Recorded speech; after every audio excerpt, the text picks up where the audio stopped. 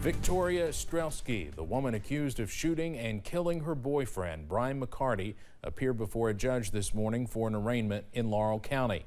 WYMT's Dakota Makris was in the courtroom and has the latest. Laurel County Sheriff's deputies have worked this case for 6 months. On Wednesday, deputies arrested and charged Victoria Strelski with murder, forgery, and tampering with evidence in connection to the murder of her boyfriend, Brian McCarty. Our lead detective on that, Detective Taylor McDaniel, he practically lived and breathed working on it day and night until we got closure for the family. Documents show Strelski closed the more than $400,000 sale with a check from McCarty's personal account. Investigators also say Strelski Google searched questions related to killing someone. Friday morning, she appeared before a judge virtually. She pleaded not guilty to 3 charges. A $500,000 cash bond was set. A motion was brought before the judge to lower the amount to $100,000, which was denied. The judge also says Strelski cannot use money from the McCarty estate to pay for her bond. In Laurel County, Dakota Makris, WYMT Mountain News. At last check, Strelski had not posted bond. Brian's daughter, Ashley McCarty, told us she wants to thank everyone for their support during this time. Strelski's next court date is March 29th for a preliminary hearing. Today, a former Estill County Deputy Judge Executive was indicted by a grand jury. 55-year-old Kim Dawes is charged with 1 count of abuse of public trust. While employed by the Estill County Fiscal Court, Dawes is accused of taking money from the Estill County Animal Shelter. 2 arrests have been made in connection to an abandoned and neglected dog case in Powell County. On March 19th, neighbors say they located a dog inside of a closet of an apartment where previous tenants had just been evicted. The dog was found malnourished and had an extreme case of fur matting that was causing the dog immense pain. Yvette Rogers and Ronnie Goodwin say they left the dog in the apartment because they ran out of time to move. Rogers and Goodwin are charged with cruelty to animals. Kentucky State Police is adding new troopers. Today, 71 troopers graduated from the Basic Training Academy. State Police say this is the largest class they've had since 2014. They've been struggling to keep up with recruiting and retainment. But it's no secret that recent retirements and resignations have left KSP with insufficient personnel, and that threatens all of our safety, which makes today's graduation both incredible for you and your families, but also incredible for this Commonwealth. Lawmakers are currently working to add funding for state police for them to enhance public safety.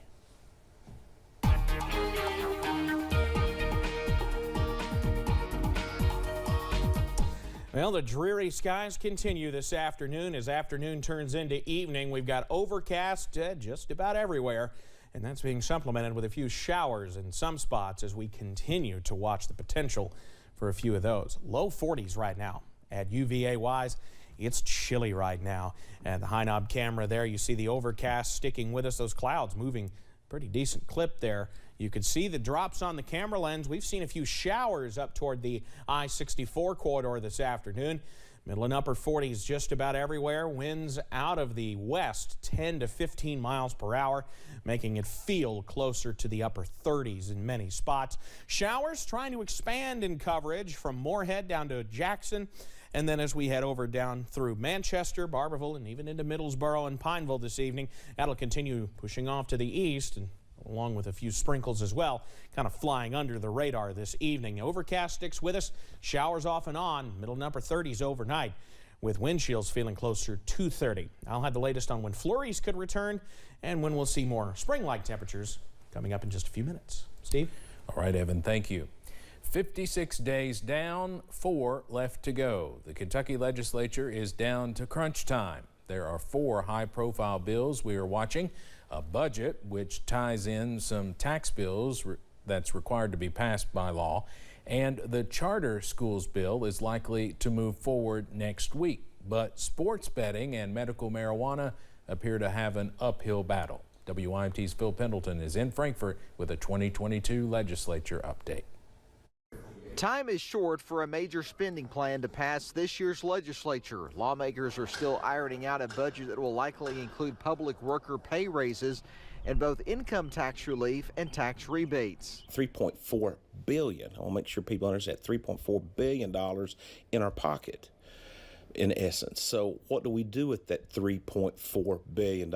We could rebate it back to the people who paid it. That issue, along with the charter school bill, are likely to be brought up early next week if the legislature wants any chance of overriding vetoes. The charter school bill would set up public funding of the schools, and it narrowly passed the House. We don't need to be diverting money away from our public schools right now. We need to be investing in our students across the Commonwealth. So I hope that message gets out and that legislators can be swayed that now's not the right time. It is looking very doubtful that sports wagering and medicinal cannabis will have a vote next week. Both did pass with bipartisan support in the full House, but both have not received their required first readings in the Senate. The sponsor for sports betting tweeted Friday, "It's still alive and there is time. It has been assigned to a committee." But Senate leadership has shed a lot of doubt on whether medical cannabis has enough support this year. Earlier this week, the Senate president said there's still a lot of unknowns with it. I personally can't support it until we get to the point of knowing what our research does. And Representative Mosier has a bill that would direct UK to do that research. Yeah, I hope we pass medical marijuana. Kentuckians deserve that relief. It passed the House with a bipartisan vote. I think if you brought it to the floor of the Senate, it would also pass. Let's bring it for a vote. Lawmakers can vote on bills in the full House and Senate Tuesday and Wednesday. Then it will adjourn for a break before returning for 2 more days, April 13th and 14th. In Frankfort, Phil Pendleton, WYMT Mountain News. Again, lawmakers will need to pass anything the governor may veto that they want the chance of overriding by this coming Wednesday. The family of Kentucky State Representative Richard White says he is one step closer to returning home. White collapsed in Frankfort back on February 1st. Earlier this month, he underwent a successful liver transplant. Last night, his family announced that White has been transferred from UK Hospital to Cardinal Hill Rehabilitation Center. They say the next update will be when he's back home. White is a Republican who represents parts of Lewis, Elliott, and Rowan counties. Senator Rand Paul had a few stops in the mountains today. After visiting Lexington and Clay City, the senator went to Natural Bridge State Park. WYMT's Zach Hawk was there to hear about what tourism-reliant counties need to grow. Eastern Kentucky judge executives and regional tourism directors spoke with Senator Rand Paul about growing the industry. Daniel Boone National Forest covers a lot of territory in Estill County. Territory that he says could be developed into ATV trails. It'd bring some tourists in. You know, it'd create a lot of jobs for restaurants and service stations and places like that. It's a similar sentiment in Lee County. Right now, our economic and tourism initiatives in the county are vast. Showing a trend across the region, he describes the tourism industry as a way of growing a community from the ground up. As they continue to expand, what I hope to see is more people moving into the area because they see manufacturing jobs along with the tourism things, because the job for manufacturing, access to trails, access to the river, access to cliffs, it's a great place to live. A hurdle that Senator Paul hopes his team can help with is the amount of publicly owned lands in eastern Kentucky counties and the restrictions that come with that land.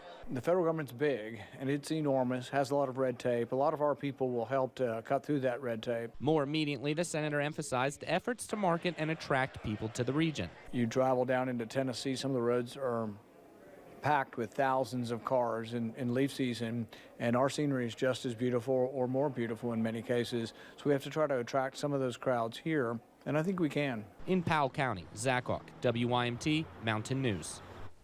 Prior to Slade, Senator Paul stopped in Clay City to name Powell Valley Millwork as a Senate Small Business of the Week, an honor he also gave to Seasonal Shop in Salyersville. The senator will wrap up his evening addressing the Johnson County Republican Party's Lincoln Dinner in Paintsville.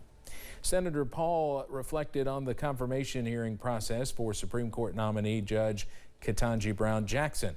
After watching the hearing closely, he says he believes that she was treated with respect, unlike, he says, now Justice Brett Kavanaugh at his confirmation hearings. However, he has reservations about Judge Jackson's ability to rule on certain cases.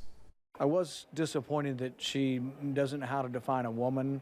I think if you can't define the difference between a man and a woman, how are you going to decide cases on Title IX? When asked to define what a woman is by Senator Marsha Blackburn, Judge Jackson responded in part, quote, "Senator, in my work as a judge, what I do is I address disputes. If there's a dispute about a definition, people make arguments and I look at the law and I decide," end quote. Meanwhile, West Virginia's Senator Joe Manchin all but assures that Judge Ketanji Brown Jackson will be confirmed to the U.S. Supreme Court. Manchin says after meeting with Jackson and considering her record, he determined she is, quote, "supremely qualified and has the disposition necessary to be a Supreme Court justice. If Senate Democrats vote unanimously in Jackson's favor, they can confirm Jackson without any Republican backing. If the vote is partisan and split 50-50, Vice President Kamala Harris would then cast the tie-breaking ballot. The Daniel Boone National Forest is getting a new ranger office in London. It's being torn down and rebuilt to make way for the planned widening of U.S. Highway 25. The new office will be on the same site with accessibility features, additional restrooms, and other amenities. The office will close on April 1st, and a temporary one will be at the USACE Resource Manager's office. The dog tags of the future. Local vets say microchipping your pets is a great way to keep them safe. If your pet is lost or runs away, there are many ways to find and return the animal back to their homes. The chip can store the owner's name, contact information, address, regular veterinarian, as well as important medical history that could prove vital in emergency situations. They usually will contact your vet and let them know. They can contact the shelters in that area to let them know and help you to find your pet. Dr. Harvey says microchips can be much better than traditional dog tags on a collar because a microchip can never be taken off if your pet is somehow stolen. Well, cool weather continues right on into the weekend, along with a few of those showers. I've got the latest on the way next. Stick around. And two big Sandy farmers markets are partnering with Appalachian Regional Healthcare, hoping to make healthy eating and living more accessible.